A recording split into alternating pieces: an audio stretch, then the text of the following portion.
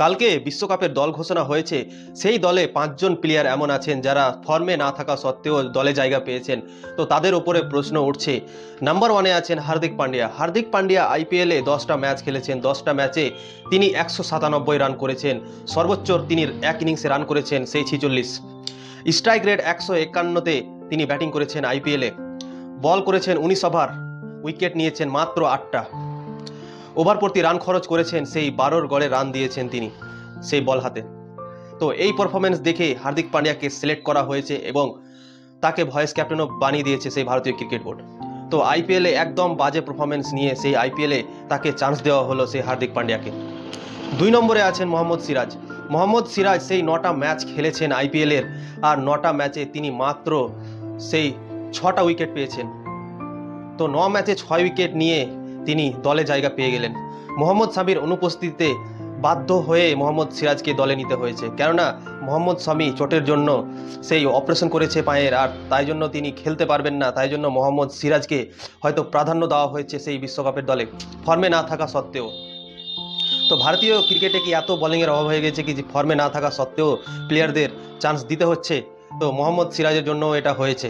মোহাম্মদ সিরাজ আইপিএলে 9টা ম্যাচ খেলে মাত্র 6টা উইকেট নিয়েছেন, রান দিয়েছেন 9.5 প্রতি রেটে রান দিয়েছেন ওভার প্রতি। সেই মোহাম্মদ সিরাজকে দলে জায়গা দিয়েছেন সে ভারতীয় ক্রিকেট বোর্ড। 3 নম্বরে হচ্ছে SSB Jaiswal. SSB Jaiswal IPL এর আগে দারুণ ক্রিকেট খেলছিলেন, কিন্তু আইপিএল শুরু হওয়ার পর থেকে এসএসবি জয়সওয়াল ফালতু পারফরমেন্স করেছে এবং শুধু একটা ম্যাচে সেঞ্চুরি করেছিলেন এসএসবি জয়সওয়াল। আর এটা দেখে মনে হচ্ছে কি জয়সওয়ালকে সেই আইপিএল এর পারফরমেন্স দেখে চান্স দেওয়া হয়নি, সেই আগের পারফরমেন্স দেখে চান্স দিয়েছেন সিলেক্টররা। তো ওই রকম যদি ভাবা যায় তো রিঙ্কু সিং কেন বাদ পড়লো? রিঙ্কু সিংও তো সেই আইপিএল এর আগে দারুণ পারফরমেন্স করেছিল, সে তাবড়তোড় রান করে এসেছিল, তার জায়গাটা কনফার্ম ছিল সেই বিশ্বকাপের দলে। তো রিঙ্কু সিং কেন বাদ পড়ে গেল আর জয়সওয়াল কেন টিমে থেকে গেল? ওপেনিংয়ে তো যে কেউ ওপেন করে নিতে পারে, সেই সঞ্জু স্যামসন ওপেন করে নিতে পারে, বিরাট কোহলি ওপেনিং করে নিতে পারে, কিন্তু সেই পিছনে খেলার মতো সেই একটা ব্যাটসম্যান আমি এই দলে দেখতে পাচ্ছি না। ফিনিশারের রোলটা যে করবে সেই ব্যাটসম্যান দেখতে পাচ্ছি না সেই 15 জনের দলে। হার্দিক পান্ডিয়া তো আমরা দেখতে পাচ্ছি কিরকম ফিনিশ করছে সেই মুম্বাই ইন্ডিয়ান্সের হয়ে। তারা একটাও ম্যাচ জিততে পারছে না, হেরেই চলেছে এখন পর্যন্ত। 10টা ম্যাচ খেলে তারা 7টা হেরে গিয়েছেন, 3টে মাত্র ম্যাচ জিতেছেন। আর হার্দিক পান্ডিয়াকে ফিনিশার হিসেবে রেখেছে আর রবীন্দ্র জাদেজাকে। তো ফিনিশারের রোলটাতে আমরা ভালো প্লেয়ার দেখতে পাচ্ছি না সেই বিশ্বকাপের দলে, যে দলটা সেই সাজিয়েছেন সেই ভারতীয় ক্রিকেট বোর্ড। তো জয়সওয়াল ফর্মে না থাকা সত্ত্বেও তাকে সিলেক্ট করা হয়েছে সেই বিশ্বকাপের দলে।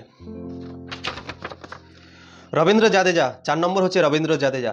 রবীন্দ্র জাদেজা 9টা ম্যাচ খেলেছেন, ব্যাট হাতে রান করেছেন 157 রান। তার সর্বোচ্চ রান করেছেন তিনি এক ইনিংসে 57 রান। স্ট্রাইক রেটের কথা যদি বলা যায় তো স্ট্রাইক রেট 131 রান। পাটা পিচে এখন আইপিএল খেলা হচ্ছে, আর সেই পাটা পিচে 100 স্ট্রাইক রেটে রান করেছেন সেই রবীন্দ্র জাদেজা। 31 ওভার বল করে 5 উইকেট নিয়েছেন সেই রবীন্দ্র জাদেজা এই আইপিএলে। তো ইকোনমি রেটটা তো ভালো আছে, 7.5-এর মধ্যে আছে, কিন্তু উইকেট তার নেই। মাত্র 9 ম্যাচে মাত্র 5টা উইকেট নিয়েছেন সেই রবীন্দ্র জাদেজা, আর রান করেছেন 157 রান। তো স্ট্রাইক রেটও কম, উইকেটও পায়নি সেরকম। তো বলা যায় কি রবীন্দ্র জাদেজাও এই বছর ফর্মে নেই। তার ফর্মে না থাকা সত্ত্বেও তাকে আবারও সিলেক্ট করা হয়েছে সেই বিশ্বকাপের দলে। তো বিশ্বকাপের দলে রবীন্দ্র জাদেজা কোনোদিনও বাদ থাকে না, তার পারফরমেন্স ভালো হোক বা খারাপ হোক, তাকে সবসময় সিলেক্ট করা হয় সেই ভারতীয় দলে 3 ফরম্যাটে। তো এই বছর সেই রবীন্দ্র জাদেজা সেরকম ফর্মে না থাকা সত্ত্বেও তাকে সিলেক্ট করা হয়েছে। তো 5 নম্বরের কথা যদি বলা যায় তো 5 নম্বরে হচ্ছে অক্ষর প্যাটেল। অক্ষর প্যাটেল দিল্লি ক্যাপিটালসের হয়ে এবার আইপিএলে 11টা ম্যাচ খেলেছেন এবং 149 রান করেছেন। স্ট্রাইক রেট হচ্ছে 124। বল হাতে তেমন কোনো কিছু করতে পারেনি সেই অক্ষর প্যাটেল। 11 ম্যাচে মাত্র 9টা উইকেট নিয়েছেন সেই অক্ষর প্যাটেল। তো এক হিসাবে বলা যায় অক্ষর প্যাটেলেরও পারফরমেন্স অতটা ভালো না এই আইপিএলে, তাও তাকে সিলেক্ট করা হয়েছে। কেন সিলেক্ট করা হয়েছে? রবীন্দ্র জাদেজা আর অক্ষর প্যাটেল একই রকম বোলার, একই রকম ব্যাটার, তো দুজনকে কেন সিলেক্ট করা হলো আমি এটাই ভাবতে পারছি না। এই দুজনের মধ্যে একজনকে বাদ দিয়ে যদি রিঙ্কু সিংকে সিলেক্ট করা হতো তাহলে টিমটা কত সুন্দর হতো, একটা ফিনিশার পেয়ে যেত সেই ভারতীয় দল। কিন্তু জানি না সিলেক্টর কি ভেবেছে, কি ভেবে রিঙ্কু সিংকে চান্স দেয়নি আমি সেটাই বুঝতে পারছি না। কেন ফিনিশারের কমি আছে এই দলে, ফিনিশ কে করবে দলটাকে এটাই আমি ভাবছি। কেননা হার্দিক পান্ডিয়া মোটেই ফর্মে নেই, সেই রবীন্দ্র জাদেজাও সেরকম স্ট্রাইক রেটে খেলেনি আইপিএলে। কিন্তু ভাবতে পারছি না কি রিঙ্কু সিংকে ছাড়া কিভাবে দল তৈরি করলো সে ভারতীয় দল।